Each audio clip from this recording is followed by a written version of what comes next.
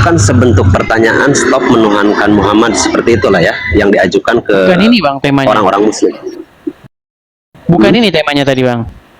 Temanya bukan ini. Temanya ini tadi bang. Nih. 101 bukti Quran menjiplak Bible dengan keliru. Dari mana itu bisa berasumsi ke sana? Oke, Israel itu artinya apa bang? Bani Israel itu. Ya Bani Israel di masanya Kaum, itu ya, ya. punya ya seperti kaum. Kaum. Siapa nabi yang pertama di tengah-tengah Bani Israel itu? Nabi Yakub, Nabi Musa. Nabi Musa. Oke, baik. Jadi saya bukakan ayatnya bang ya. Saya bukakan ayatnya. Tadi Anda kan sudah mengaku bahwa Anda memperdalam agama Islam ya. Jadi saya lebih agak sedikit serius nih. Kalau orang yang ngerti agama Islam, saya serius. Oke. Lihat bang ya, perhatikan. Ini Quran surat Al-Baqarah ayat 161 ya. Di sini dikatakan begini. Dan ingatlah ketika kamu berkata, hai Musa, kami tidak sabar atau tahan dengan satu macam makanan saja. Sebab itu, mohonkanlah untuk kami kepada Tuhanmu, agar Dia mengeluarkan bagi kami dari apa yang ditumbuhkan bumi, yaitu sayur-mayurnya, ketimunnya, bawang putihnya, kacang adasnya, dan bawang merahnya, sebagai pengganti yang lebih baik. Pergilah kamu ke suatu kota, pasti kamu memperoleh apa yang kamu minta. Lalu ditimpakanlah kepada mereka nista dan kehinaan, serta mereka mendapat kemurkaan dari Allah. Nah, mereka ditimpa kenistaan ini karena apa bang? Bukan karena sayur-sayur di atas tadi ini, tetapi mereka dinista, ditimpa kehinaan itu karena membunuh para nabi. Jadi di zaman Musa, Bani Israel itu ditimpa nista dan kehinaan karena membunuh para nabi. Saya tanya, nabi siapa yang dibunuh di zaman Musa?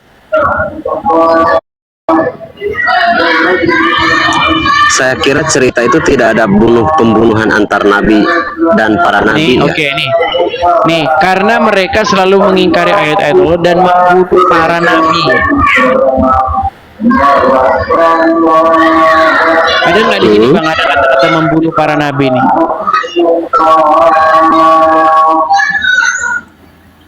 Kalaupun ada kisah ataupun sejarah yang membunuh para nabi, itu pun dari kaum kafir-kafir yang tidak menyukai nabi-nabinya Allah itu sendiri. Tidak ada nabi dan para nabi saling membunuh. Lihat teman-teman kan, apakah kalian sudah putus asa?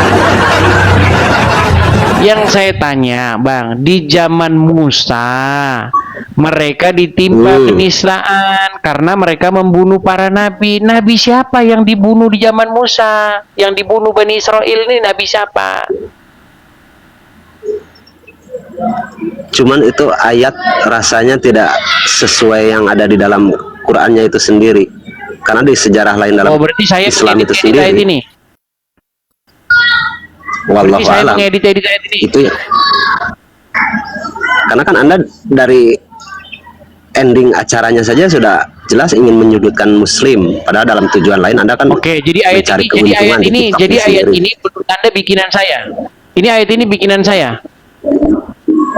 Tidak. Cuman Anda sendiri memang mencari-cari kelemahan untuk memojokkan. Nah, tapi di sejarah Islam itu sendiri tidak ada yang namanya pembunuhan antar nabi dan nabi. Bahkan sejarah Nabi Musa itu sangat populer sekali di kalangannya Muslim. Apakah kalian masih percaya ada orang Islam yang ngerti agama Islam?